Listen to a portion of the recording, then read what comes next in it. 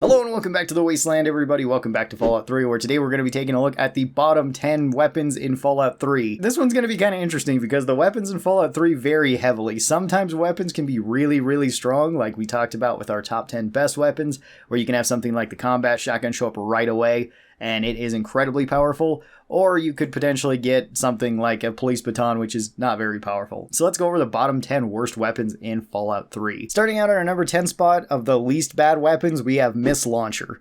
Missile Launcher is the unique missile launcher, and this one is more awkward than it is necessarily bad, because this one still has really good damage and really good damage per second.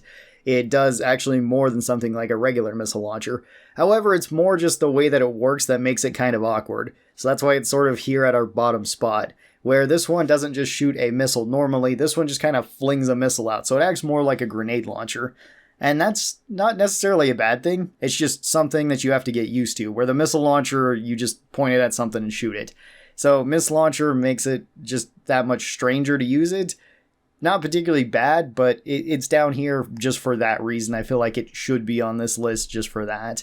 And speaking of another weapon that's not necessarily bad, but it probably should be on this list, at number 9 we have the sawed-off shotgun. Now the sawed-off shotgun is actually not bad at all, stat-wise. It has good damage per second. You can find these really early on, which is great. The main problem though is that this is the weakest of any of the shotgun weapons in the game. The reason for that is that this one cannot hit crits, which also kind of makes it the most fair shotgun in the game. But with every other shotgun being able to hit crits, like the full-size combat shotgun, the full-size double barrel, the metal blaster, all of those type of weapons, they can hit crits. And shotgun crits are incredibly powerful because it pretty much combines the full damage of a shotgun blast onto a crit, but it makes it so it goes to every pellet. The sawed-off double barrel doesn't have that. So even if you do hit a sneak crit, you're not doing any additional damage than what you normally would with the sawed-off shotgun. And since you can get a combat shotgun so early on, this one just falls off pretty hard because you're really not going to be using it unless you're going with a themed character build, or you just really like the look of the double barrel shotgun, in which case then that's perfectly fine, but it is the weakest of the shotgun weapons, so that's why it's down here. Coming in at our number 8 spot, we have the Cryo Mines and the Cryo Grenades. These weapons, I would say, are the weakest of any of the explosive weapons. They don't really do damage, they're not really intended to, they're supposed to slow things down and kind of stun them. And for that, they work pretty well. It's just that the stun duration is not long enough to take real good advantage of these. You can if you're trying to like pickpocket stuff or reverse pickpocket enemies. That kind of works a bit better. But if you're trying to use these in combat, it's just too awkward to set these up. The mines are probably the least awkward.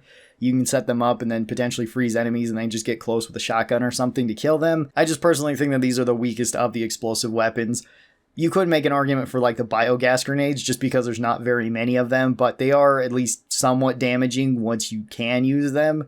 These ones don't really help you out as much as I wish they did. And you could kind of do the same thing as this if you just took Paralyzing Palm, but Paralyzing Palm lasts for like 30 seconds. These last for maybe 3 seconds, so you could just kind of subvert these guys' usefulness with another perk. Coming in at our number 7 spot, we have the Chinese Pistol. The Chinese Pistol is sadly just not that great. This is a pretty common weapon to find throughout the Wasteland. This was the officially adopted pistol of the Chinese military in Fallout 3, and would kind of continue that throughout the other Fallout games as well. This is based off the Mauser pistol, and it is a really cool looking pistol. Sadly, it's just not very strong. This uses the 10mm round, and it's pretty much all around worse than the 10mm pistol that you start out with, where it has less damage per second, a smaller magazine. I think they shoot at about the same speed, they have about the same reload speed, so it's all around just weaker than your starting gun that you get. And it also has to compare with the other 10mm guns too, like the 10mm submachine gun, which just flat out beats it in larger mag size, more rate of fire, more DPS, and something like the lever action rifles that are added later with the Point Lookout DLC, where you just got so much damage and much better range over any of the other 10mm guns.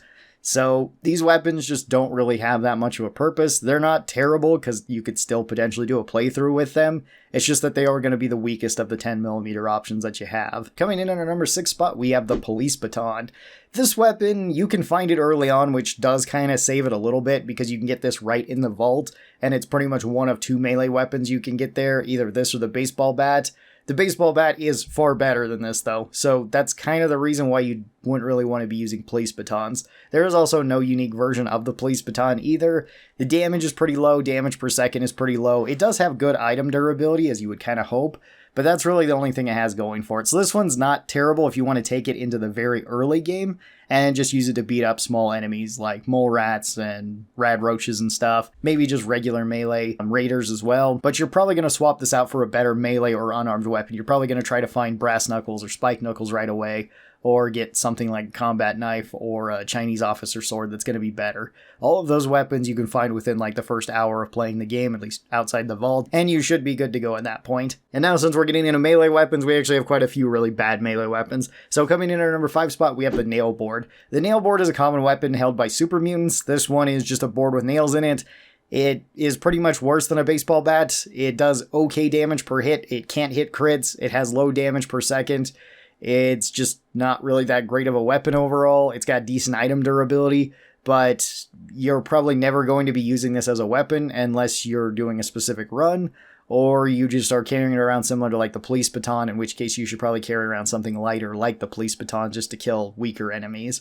So nail board's just not really that great. Its unique version's a little bit better with the Board of Education, and it does have a pretty top tier name, even though even that one is still not that great of a melee weapon. Coming in at number 4 spot, we have the pool cue. This one is even worse than the nail board. This one just has lower damage than the nail board. You can find pool cues all over the place. Its unique version is still not very good either with the break, although the regular pool cue is worse. This one doesn't have good item HP, it doesn't do high damage, it doesn't do high damage per second, it can't really hit crits, it doesn't really have anything going for it. The pool cues in New Vegas are a lot more useful than this, but that's just simply because jury rigging exists in New Vegas, and it can be used as repair fodder to fix up any of the other two-handed melee weapons.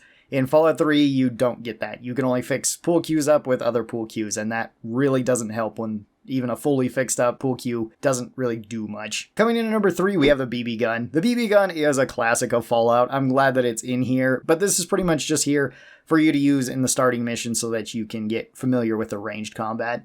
That's it. The BB gun does hold a lot of shots, although BBs are kind of rare to find, and BB guns are also rather rare to find. You can buy them from certain vendors, but they're not really the best. They don't do high damage. They don't do high damage per second.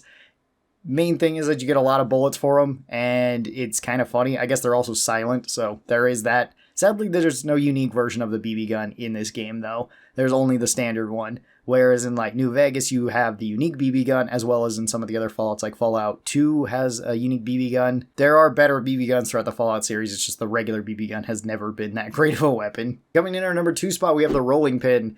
This one is bad all the way around. It doesn't do high damage, doesn't do high damage per second. It's just not great for hitting stuff. They're also fairly rare. Weirdly enough, finding rolling pins is actually kind of difficult, and they don't have good item HP. This is pretty much all around a worse police baton, which is already a pretty bad weapon, so that's why it's here at our number 2 spot. And then our number 1 spot, we have the toy knife. This one is more of a joke weapon than anything, and I didn't include other sort of joke weapons in here. Like, I didn't include the repellent stick. It's not actually as terrible as some of these weapons that we've talked about, but it's still not great.